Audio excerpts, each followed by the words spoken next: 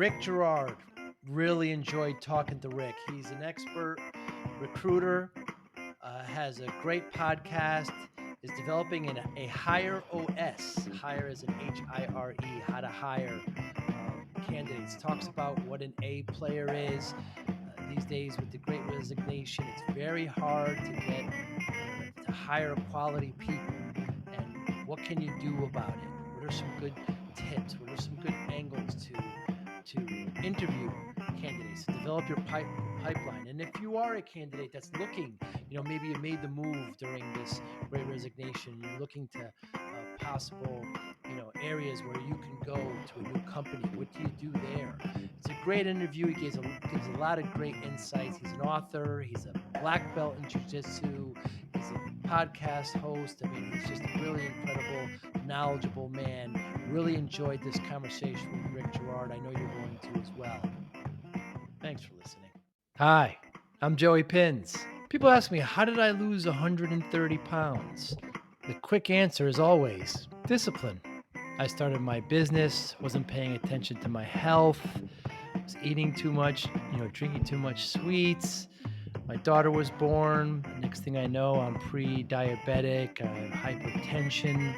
I knew something had to change. Discipline. I, like many of you, have faced many challenges in your career, in your family, in your life, in your faith. How did you attack them? How did you approach them? How did you solve them, hopefully? It all had to have some degree of discipline. I'm also asked, how did you found and start a tech business that lasted over 25 years? Discipline. I was committed to it, enjoyed technology, didn't enjoy some aspects of it, but knew it was necessary. Discipline.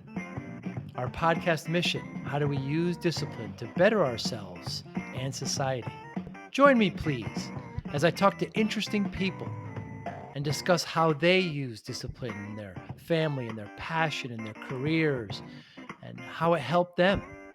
Our podcast vision: growth through learning from others. Joey Pinz Discipline Conversations. It'll be light and serious.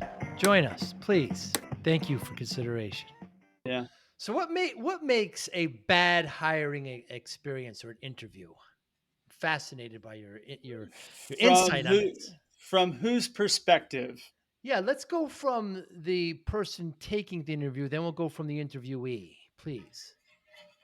Yeah, so I mean what makes a bad Oh, interview 100% is the fact that you're not gathering any evidence to support whether or not you should even make a decision. It's all based on what your gut feeling is or your bias or hey, I've even had VC guys say, well, at the end of the day, it's really all about whether or not I want to have a beer with the person, hmm. which is absolutely just silly to me. You know, um, the business doesn't really care what your ego needs. The business needs, what the business needs, and it's not necessarily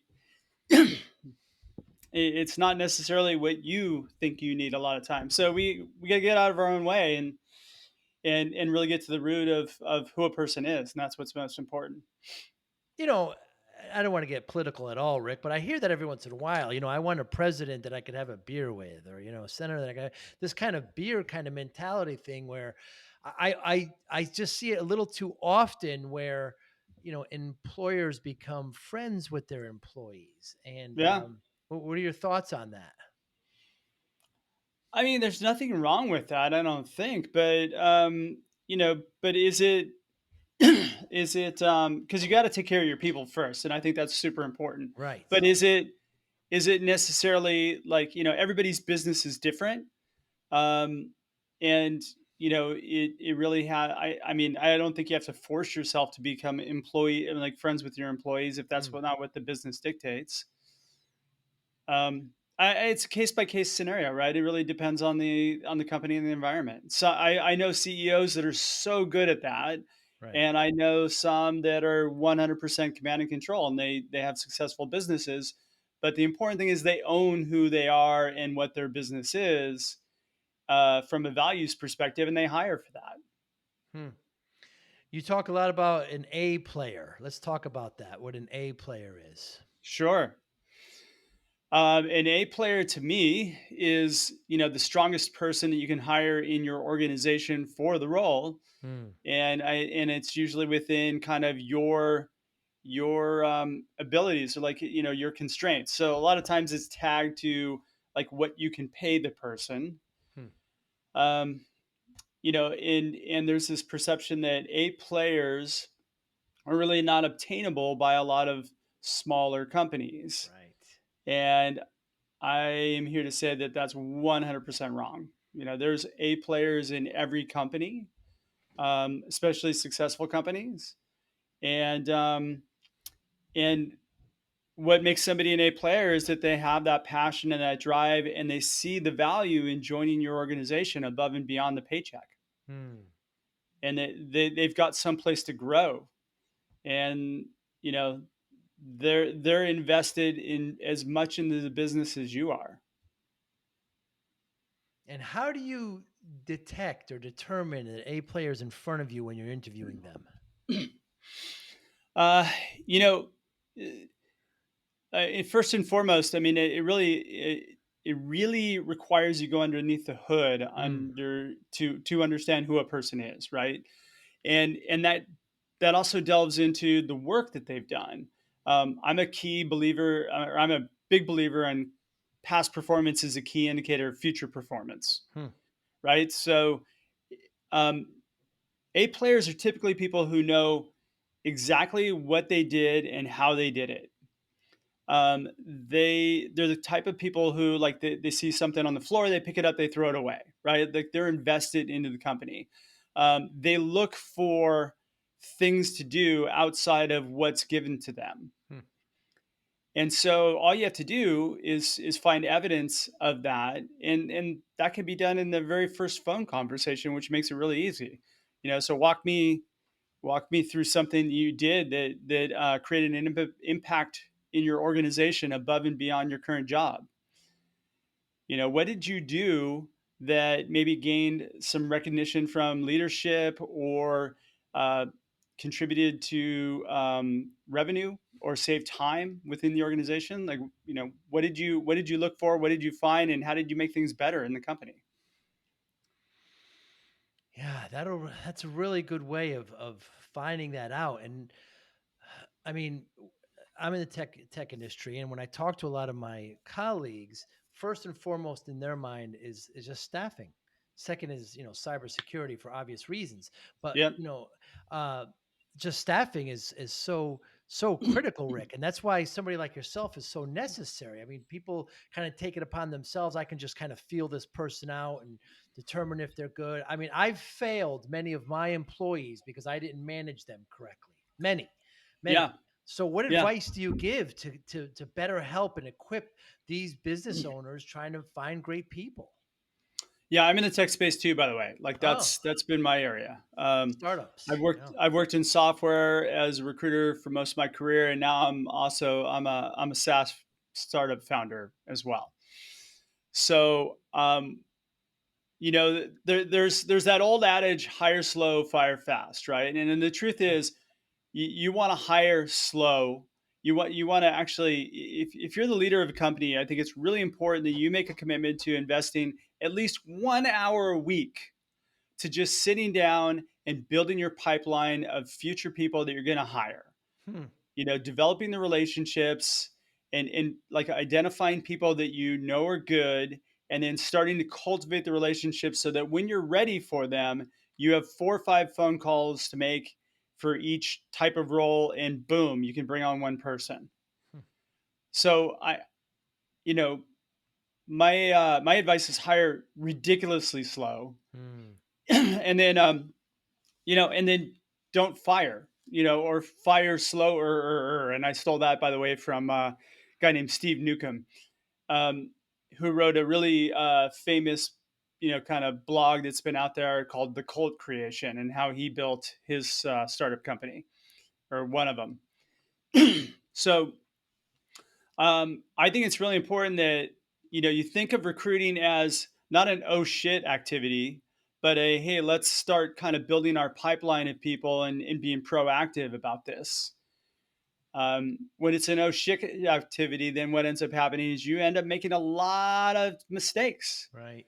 because you start feeling the pressure of we need to get this position filled, and that's a really bad position to be in. And you know, and when you get in that situation too, you're not necessarily taking the time to understand whether or not somebody is really good for the role because you're just pushing to get the role filled, You're desperate.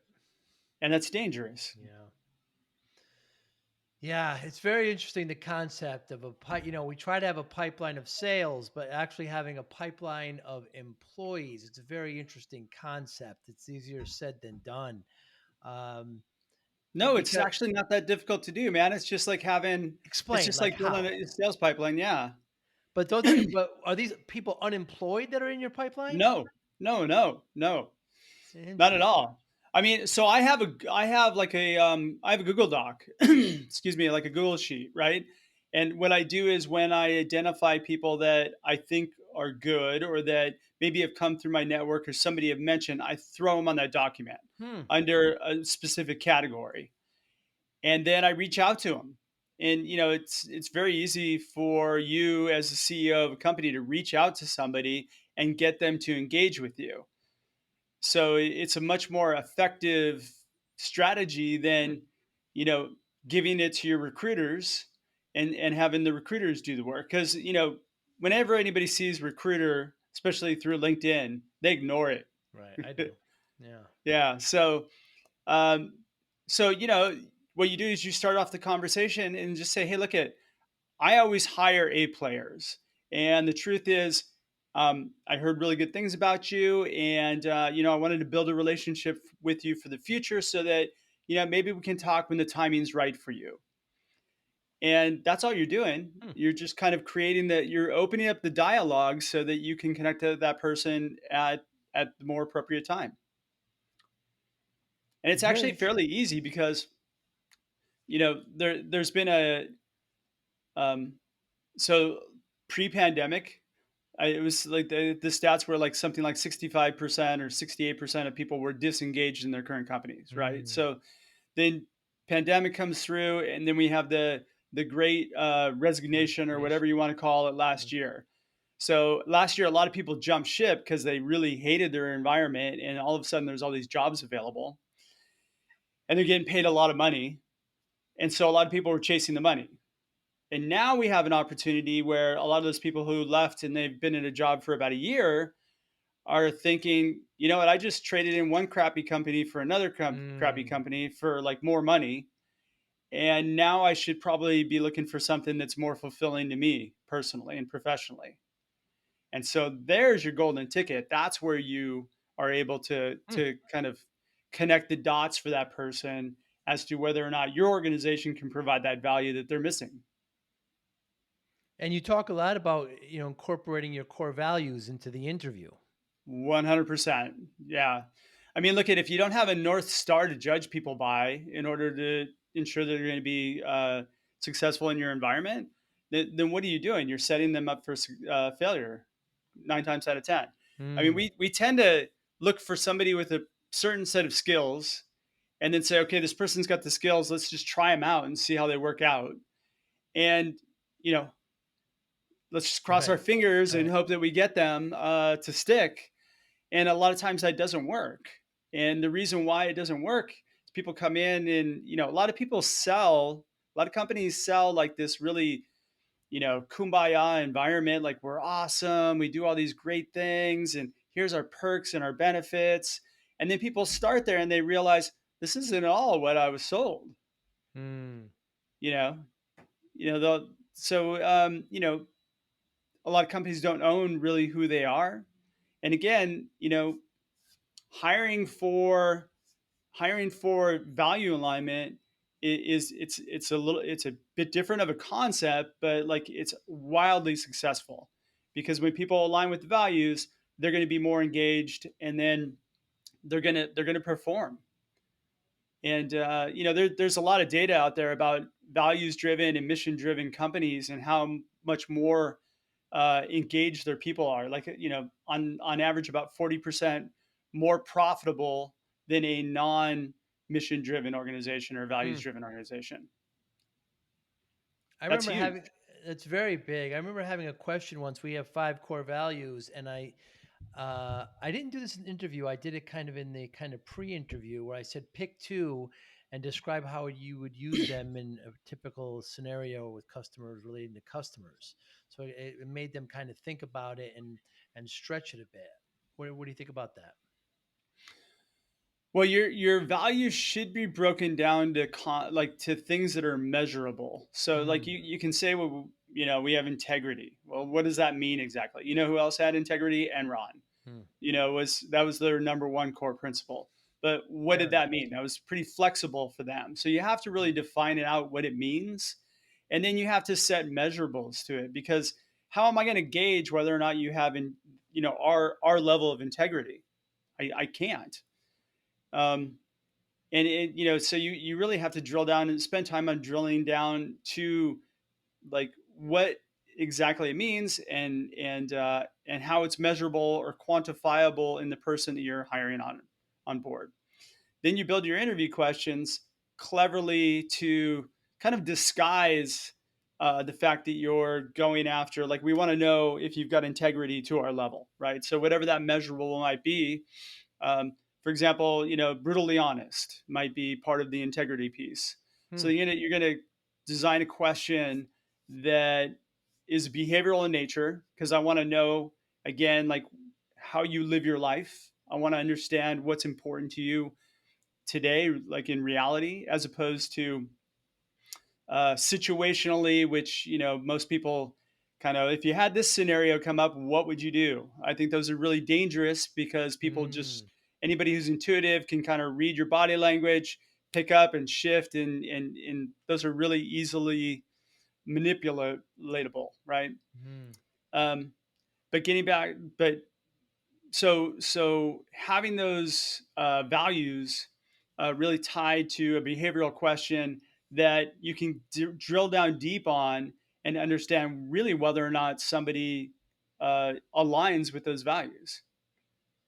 And by the way, I learned this piece from Amazon. Amazon does this really really well, and arguably they're probably the number one like most successful company when it comes to hiring.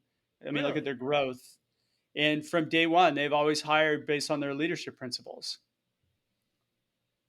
which are their Interesting. values. They're having issues now with over here in the Northeast with unions. They want to bring up unions. I'm not sure if that's a leadership issue or not, but that's very interesting. I never really thought about it that way. Yeah. There's kind of, there's always, I had a friend at an interview who asked, oh, sorry about that, who was asked at the interview, you know, strengths and weaknesses. Yeah. And for weaknesses, she said, my choice in men. So, yeah. I mean, So hey, she's honest. she's honest. Yeah, exactly. So, I mean, are there are those a little too gimmicky, those kind of strengths and weaknesses questions to ask candidates? Well, do they tie to anything that's relevant to the business? That's the Mm, question you have to ask yourself. Because I mean, you can ask really smart questions, and a lot of people do. They'll Google what kind of questions does Amazon or Google ask, right? And mm, you okay, so if you're shrunk down to the size of a dime and dropped into a blender, how do you get out? That you know I don't know what that gauges you for, but is that really relevant to the business or whether or not somebody's going to fit there? For Google, it probably does somehow. It's relatable, but for a small business, um, yeah, you want people that are smart, but is that really is that really a viable question, or is it just a waste of time? right. And Isn't so, it? strengths and weaknesses. Yeah. I say that like interview questions should be 100% like they should be predetermined. They should be given to each interviewer, and they should be the interview just needs to be proficient in digging underneath the hood and gaining evidence, and that's really it. So we want to make it as easy and effective and fair and consistent as possible. I think it's Google who also asks what you would do in a zombie apocalypse. Do I have that right? Probably, yeah. Yeah. There's all kinds of those questions. But yeah, you're an advocate of kind of giving the questions you're going to ask at the interview to the interviewer before they come. Yeah. Yeah. Absolutely. I mean, let them prepare for it. If you think about it, an interview for some people, like, we do a lot in engineering, and if you hire engineers, um, they're typically not comfortable in a Mm, scenario where they have to come in and be around people that they don't know, and they're being judged, and there's a lot of insecurities there. There's a lot of things that inhibit that person from really performing to the best of their abilities. So why not make it as easy as possible for somebody to come in and perform well for you? mm. So that's why I say, like, we feed the interview questions to people, we let them prepare. If they come in and they didn't prepare for it, then guess what? You just saved me a lot of time, because now I understand how you're going to operate your day. Whoa. You're telling me that you were giving the questions to them pre and they came in and weren't ready? Yeah. That's Yeah. happened? Yeah, that's happened for sure. Yeah. Wow. Yeah, So well, you're right. what's that going to translate to later on down the road? Absolutely. Yeah. Yeah, absolutely. I had somebody years ago who wanted to do some marketing for us and set up an appointment. And he came in and said, I haven't had time to see what you guys do. What do you do? So I, stood up and I walked him out of the office and I said, this is an example of what, you're not even ready. I'm going to have to explain to you what we do. It's interesting how let's just take interview to another level. I mean, you're interviewing employees. You're interviewing when you're dealing with sales. In this particular instance, where it was somebody that wanted to do a service for us, it's not a formal interview, but it's really kind of get to know. Do you advocate for that as well? Those kinds of questions. You know, um, I'm so focused on hiring that I haven't thought about it. But in your case, where you had an outside vendor who came in and wasn't prepared, absolutely. Right. I mean, that's just a no-brainer to me. If I've got somebody who, I get those spam emails through LinkedIn all the Sure. time. Like, somebody sends me something, so I ask them a question back because maybe they pique my interest. All right, so what do you got? And if they send me another message, which is, just another kind of follow-up email that's not well thought out, I don't, they're done to me. They're dead to Right. me at that point. I mean, you're shopping for business and you can't prepare for. Uh, I mean, that's a key indicator of why you don't hire somebody, right? They did you a favor, right? Thank Because you. Yeah. yeah, because if they're doing it this way, what's going to happen when you hire them? So, what do we do? What advice do you give to actual candidates who are in that position that you just mentioned, where the great resignation happened, they went to a firm, the grass is not greener, right? And they're there, and they kind of want to feel things out, but they want to be careful because they don't want to lose what they have now. How do they kind of branch out and expand their network of possible candidates for hire? Yeah. So one of the things, there's two things that kind of I recommend to people who are like passively looking is, number Mm, one, really first think about what it is that you want to do. Where are you missing your career fulfillment, and what is it that you need, right? And then second, identify opportunities, maybe 4 or 5 that you think are things that you'd be interested in working for at some point. You don't need to tackle a whole lot. And I give this advice to people who are actively looking for a job too. I mean, especially ones who are like, I've sent out 100 resumes to companies and I'm not hearing anything back. mm. Well, why would you continue that? Right? That it doesn't work. Basically, you're getting hung up in a company spam folder. You're done. Like, the moment I'm going to say something that HR people hate, but the moment you submit something to through an HR system that is not completely optimized for the buzzwords that they're looking for, you're dead. Like, you're not getting any response. Really? Yeah, 100%. So why not take the path of least resistance? Path of least resistance to me is, why don't I develop a relationship with the person who would be my hiring manager? Why don't I reach out to that person? LinkedIn is so open, you can find people very easily. It Hmm. just requires you do a little bit of research. So I'm interested in XYZ company. I find out that the head of business development is so and so. Why not just send them a quick LinkedIn message and just say, "Hey, look at I've I'm not looking for a job. However, I'm building my network for the future. Would you be open to chatting sometime and maybe grabbing a coffee or something like that? Hmm. You're developing a relationship. Very interesting. Yeah, it works. It works really well because, when you tell somebody, they may have a position for you too at the time and you Hmm. may actively be looking. But if you say, hey, I'm looking for a job and I found your company, what are they going to do naturally? They're going to send you to HR. And so do you want to come from the top down or the bottom up? Hmm. People who are referred into companies, the truth is, if I'm referred into a company, I have a much greater chance that I'm going to be hired than if I come in through HR. That's just that's just the truth. So, what's HR's function? You know, it shouldn't be recruiting. A lot of times it is part of recruiting. But I know a lot of HR professionals, like they're wonderful, great people, and they do great with compliance and benefits and all Hmm. the other things that they need to keep people happy and engaged in the company. However, most of them are not well suited for hiring. They don't do it as a profession. It's kind of like, oh well, you can handle all this.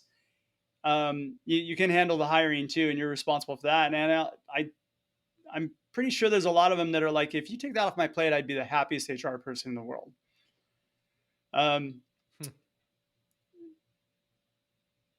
yeah, And where do you stand on all like the DISC and the Myers Briggs and all those kinds of personality assessments? I think they're great tools on how you should manage that individual. I don't think they're great at all for whether or not you should make hiring decisions based on those, Interesting. because they're giving you general data and it's not individually. And they're saying, this type of role.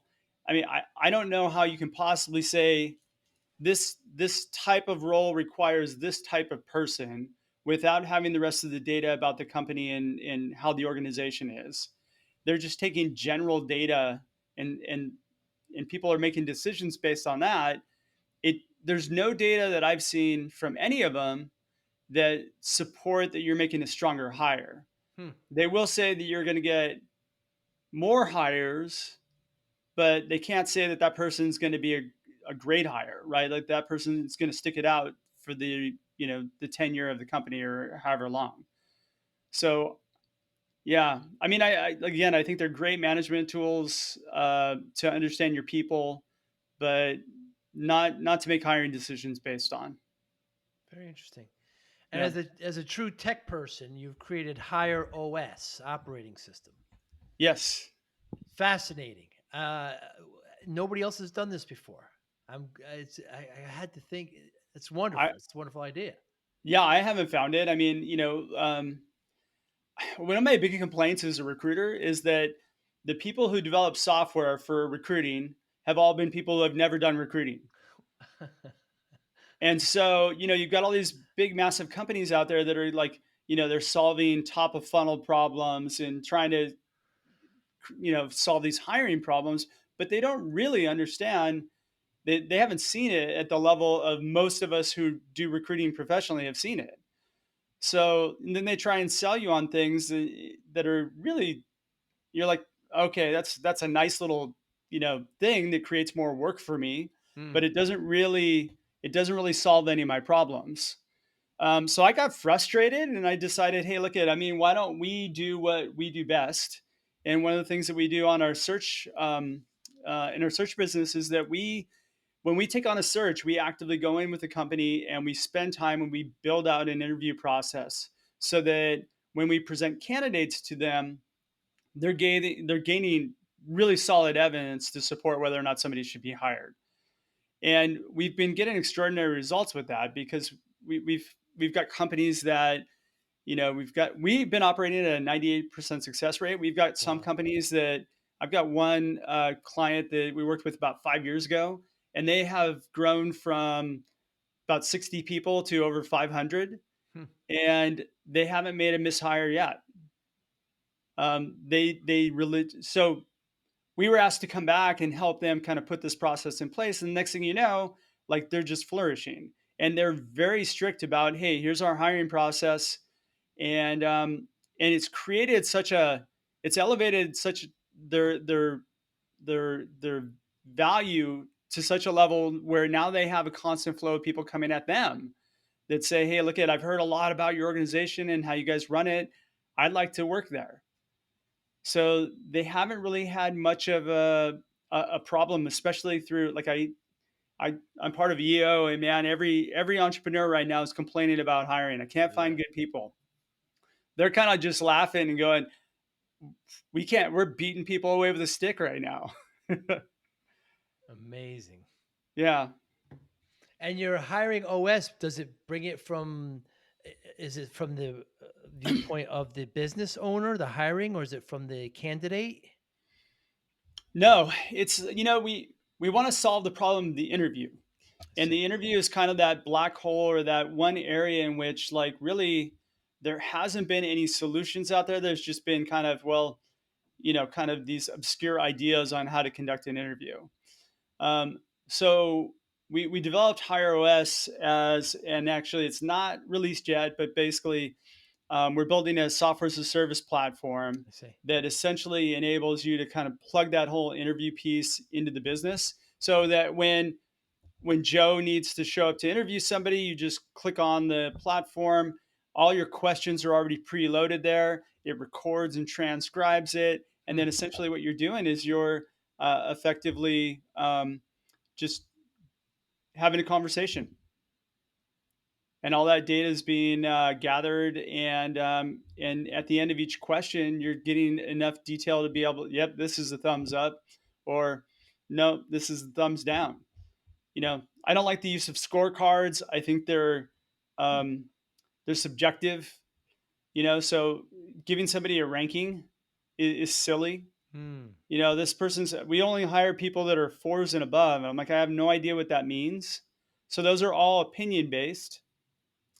And it's pretty clear. Like, if you've ever made a great hire, you probably came out of that interview going, oh my God, this person's a hell yes.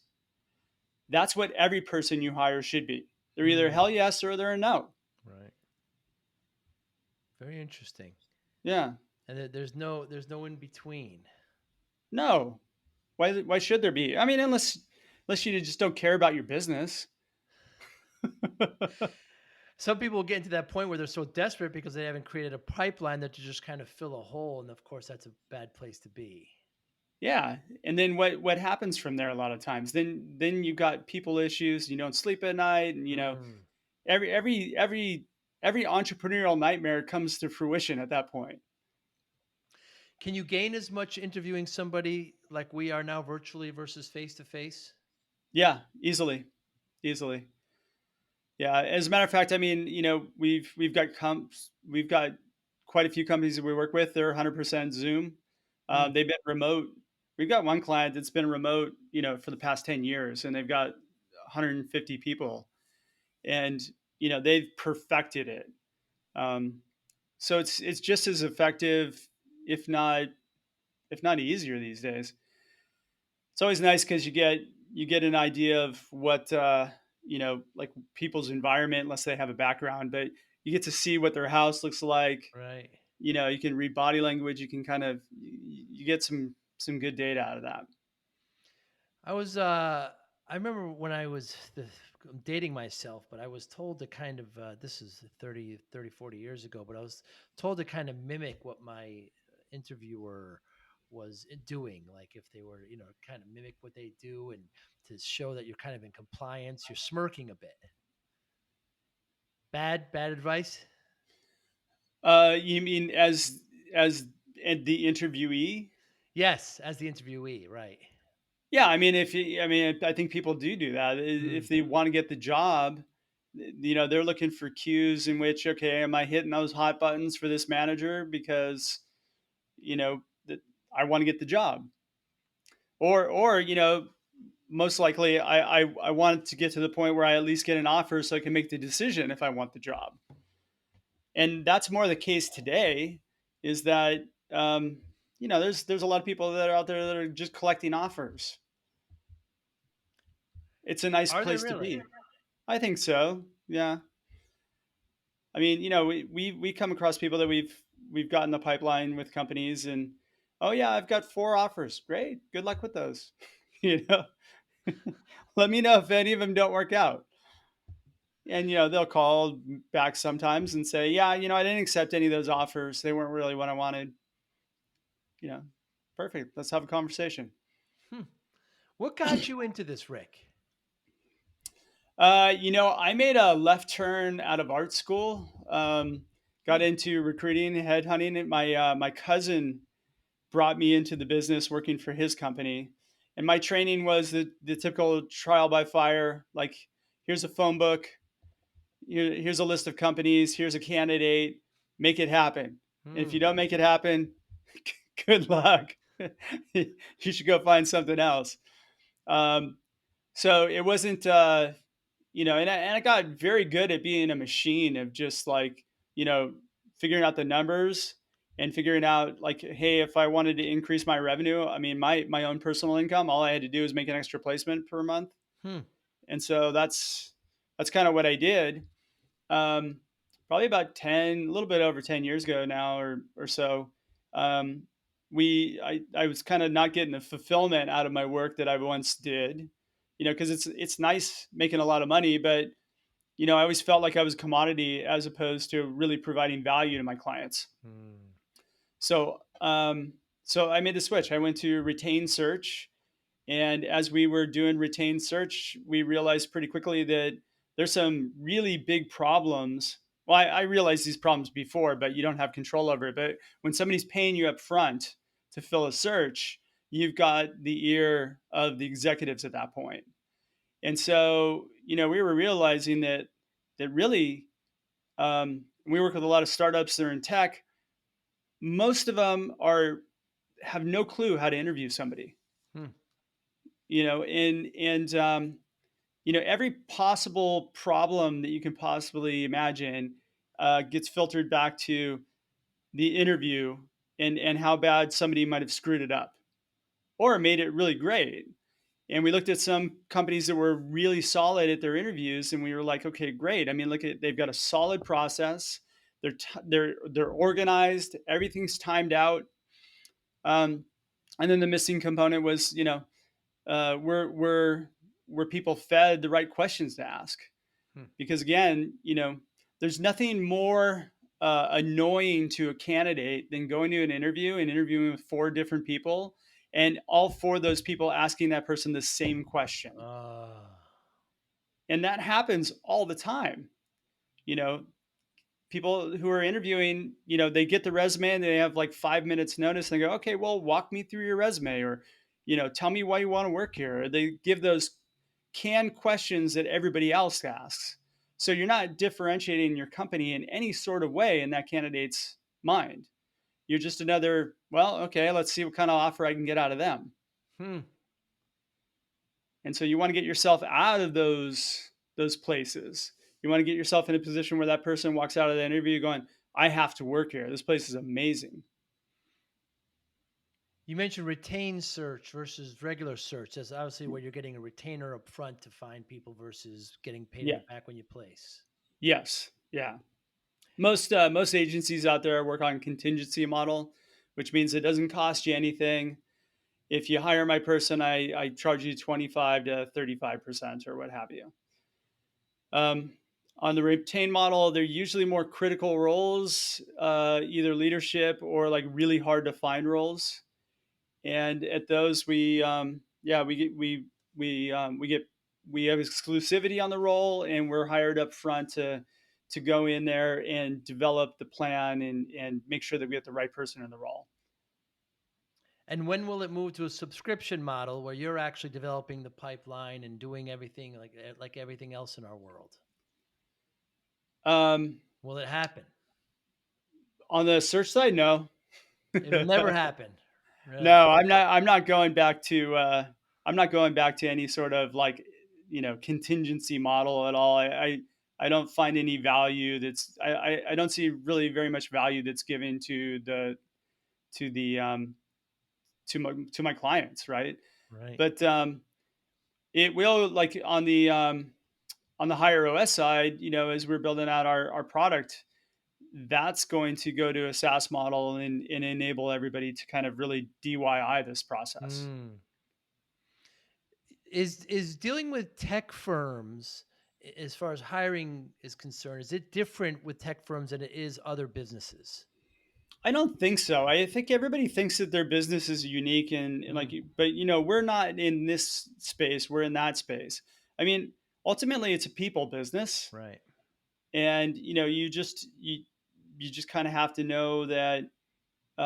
Yeah, it's harder to find something like software engineers right now than it is to hire like I don't know, uh, marketing people or something else, right?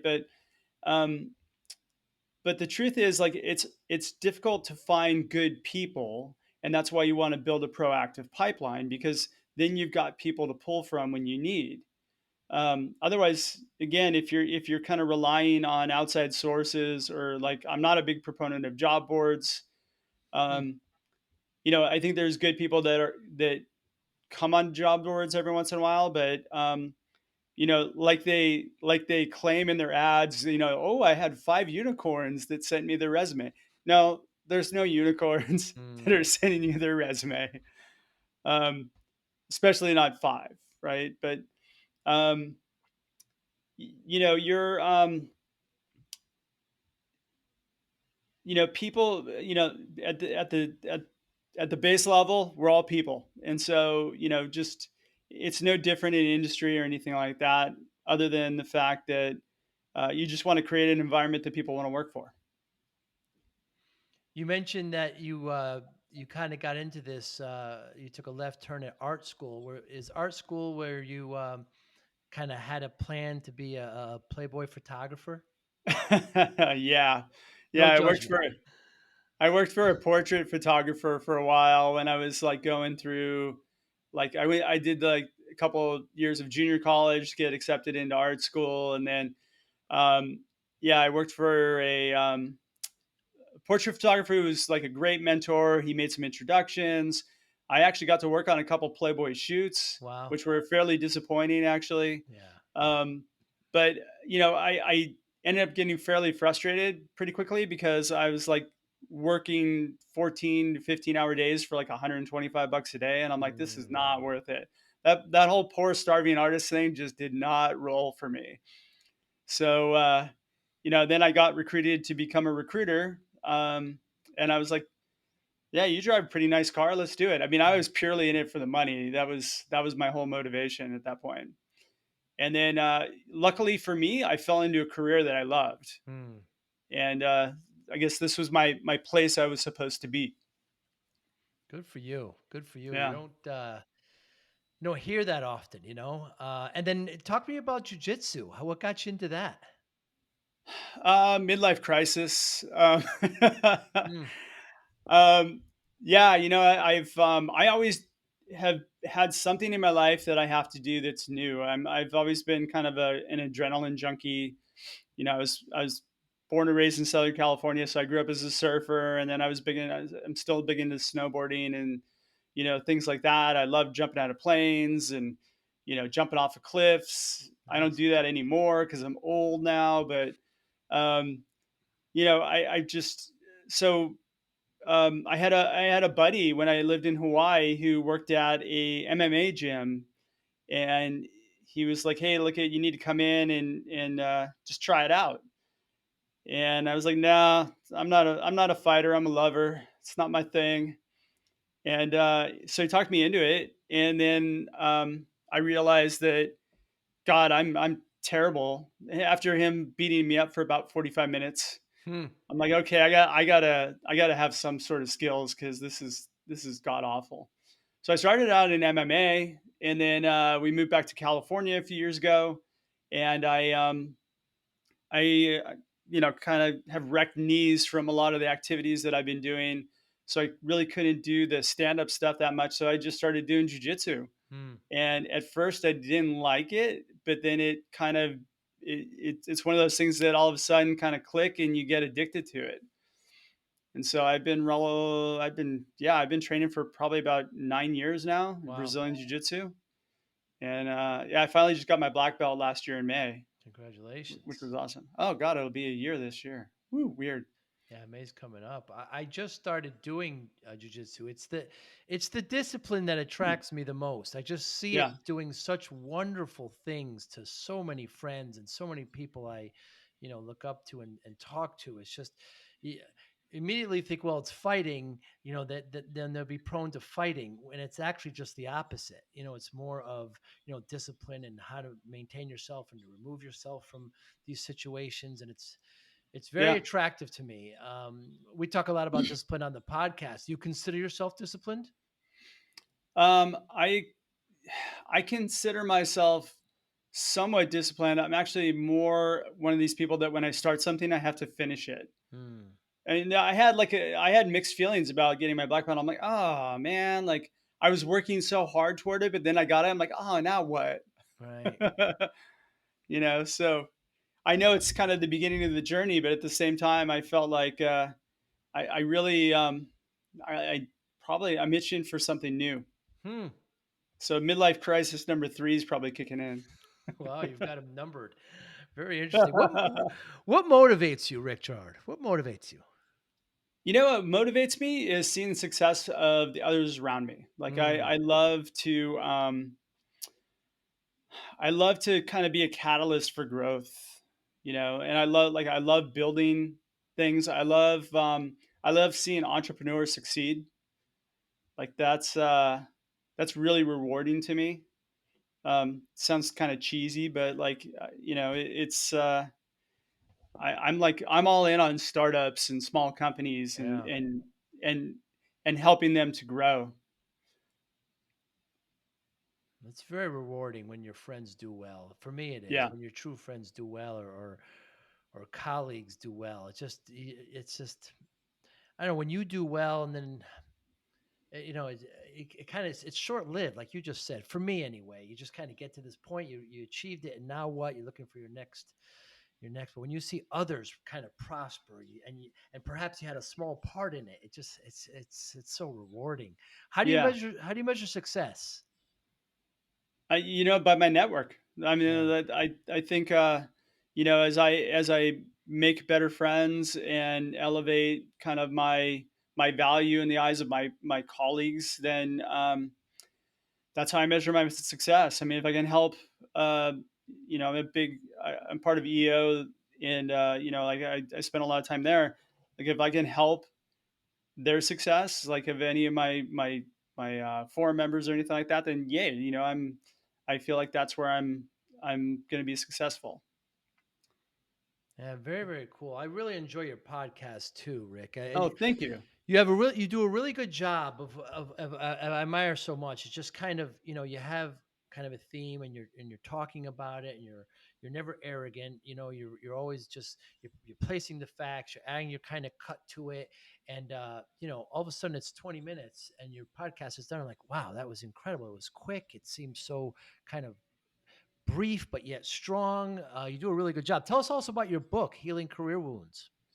Yeah. So the book was came into fruition because again, I don't scale, and the idea is I want to be able to provide this blueprint for entrepreneurs that they can plug into their business. And so I wrote it. You know, you asked me if I was disciplined. Yeah. Sometimes I am, sometimes I'm not. But I knew that in order for me to get a book done, the only way I was going to do it would be to wake up really early in the morning, not turn on any lights, read the last paragraph, and then just start writing. Wow.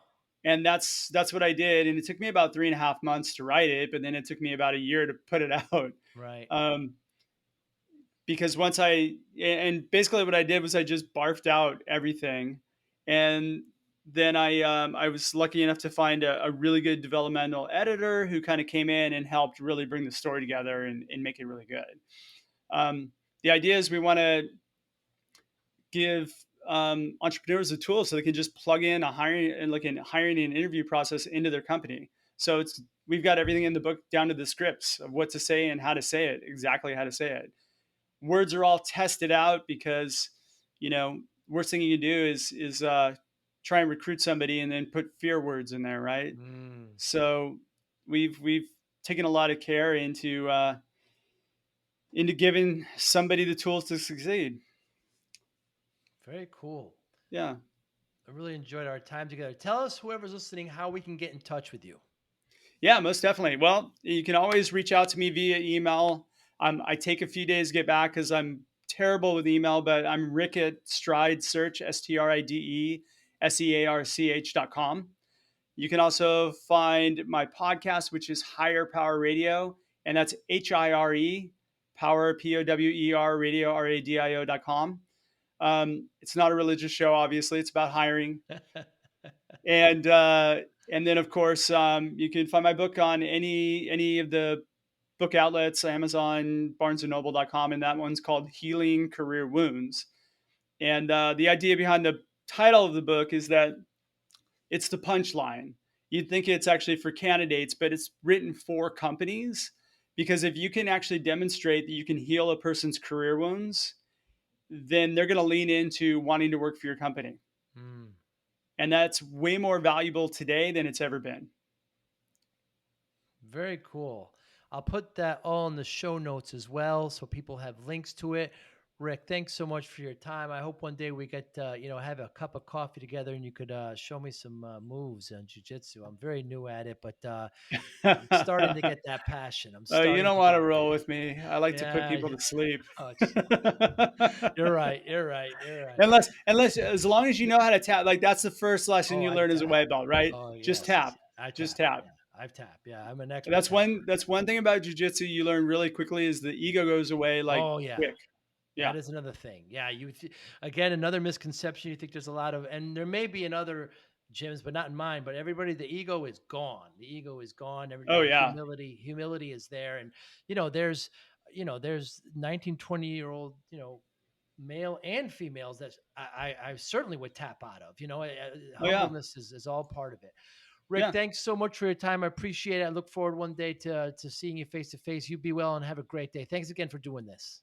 Yeah. Thanks so much for having me, Joe. Have a great day. You too. Thank you for listening and or viewing Joey Pinz Discipline Conversations. Please share this episode with one or two of your friends who you think may benefit from the episode. Our website, www.joeypins.com. There you'll find lots of resources and you could join our mailing list. Please follow us on all our social media, Instagram, Twitter, and Facebook. Podcast information, the video version of our podcast is on YouTube. Please subscribe. Audio is on all major podcasting platforms. Please follow them. And if you like it, please consider giving 5-star rating. Would really appreciate that. Would you like to financially support the podcast? You can go to our Patreon site. Consider $5, $10, or $20 a month. There's all kind of plans that we have there. There's like a one-time payment. What is this podcast episode worth to you? $25, $50, $100, $500, $1,000, $5,000. You be the judge. You can go to our PayPal account to do that as well. Thank you again for listening or watching Joey Pinz Discipline Conversations.